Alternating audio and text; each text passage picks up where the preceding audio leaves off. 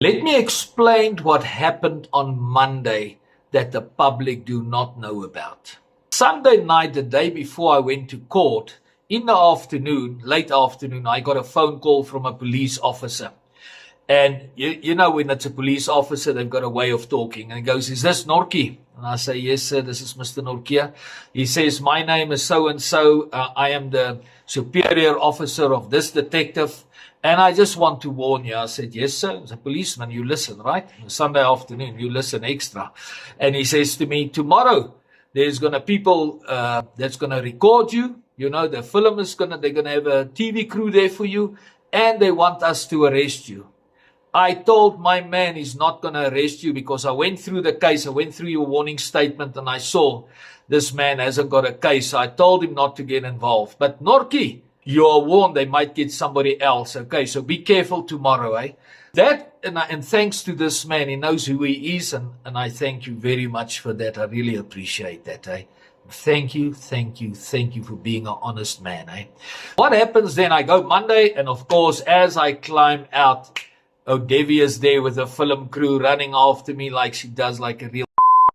And what happens? She interviews me. You saw part 1. Yesterday was part 2. And here's the thing. In the second part, I say to her, "I heard you're here to arrest me, organized to have me arrested. Are you getting arrested today?" Meantime, she doesn't know I've been warned, eh? I have phoned the National Prosecuting Agency and I told the person there, a lady there, everything. They sent somebody to the court that people don't know about. So if they did have me arrested with all the evidence I gave them that I'm innocent, the warning statement, all the proofs, everything, if they did arrest me, they would have been in big trouble, eh? Because that would be an innocent arrest. I organized all that stuff and then the second interview took place. Here's the thing. Devi, Elias Matumalani, and as far as I saw, with all the evidence we got in Kenny that phoned Elias, said, "When is the people coming to arrest him? We are waiting for him to be arrested."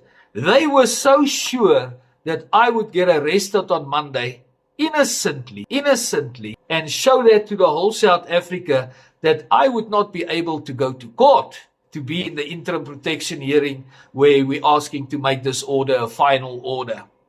That is what these people planned, and that's what Devi was part of. Now, how do we know for a fact she was part of it? Let me give it to you. Besides that, the police said that. After we had this interview, she went and sat inside. One of my people sat next to her, where she phoned and says, "Where's the police? When are they coming? When are they coming?" And then she phoned again, and they said to her, "The guys are not coming." And she says, "I'm not going to waste my time anymore." And she told Bernadette, her sidekick, she's not going to waste her time anymore. And they got up and left only after they heard the police are not coming to arrest me anymore. They sat for an hour doing nothing in court, waiting for my imminent arrest. Now, is that reporting? No, that is not reporting. The same way the 13th of August, when that whole crowd came to my site with boards, and 2 days before the time, her person drove up and down my site. When they heard she was here on the 13th of August, they ran out. And there's so much evidence. But the evidence I got in today, well, last night, was I got in all the phone calls from a certain person's number, where it clearly shows that the 13th of August and yesterday was planned. Do you understand what a disgusting person Devi Govender is? That she plans to have somebody arrested just to try and make herself look better. Never mind that I'm innocent. Never mind that I've got children. Never mind that I've got tens of people working for me. Never mind a lot of people depend on. Never mind all that stuff for her to make her point. Right, so what are we doing? Well, we're opening up criminal cases, right? And Kenny Mametsa was part of this organization of getting me arrested, which means he's in breach of the interim protection order. So he could go to jail because of that. Except as soon as we get the interim protection order made final, there's 7 criminal cases that's waiting for him, for Mr. Kenny Mametsa and 2 of his people. Okay? But now, what are we doing?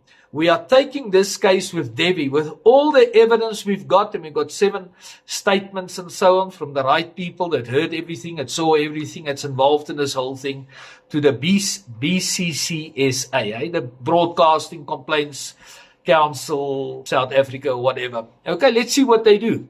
Because there could be no way that a reporter can be involved in organizing somebody to get arrested innocently and then film it and show to South Africa. You see what I told you? Ronaldo Nortje got arrested for fraud and theft, when everybody knows that's not true.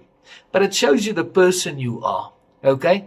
And everybody made the phone calls are involved in this, hey, to have an innocent man arrested falsely and then put it on TV as if I'm a guilty man. You know how disgusting you are to do that, eh? But anyway, the public must decide. Please watch this video. Tell me what you think. I will post the complaint of the BCCSA. I will post it on this page. I'll put all the evidence there. Please, guys, do yourselves a favor. Read through this and see how fake mainstream media operate so they can sell a narrative to the public.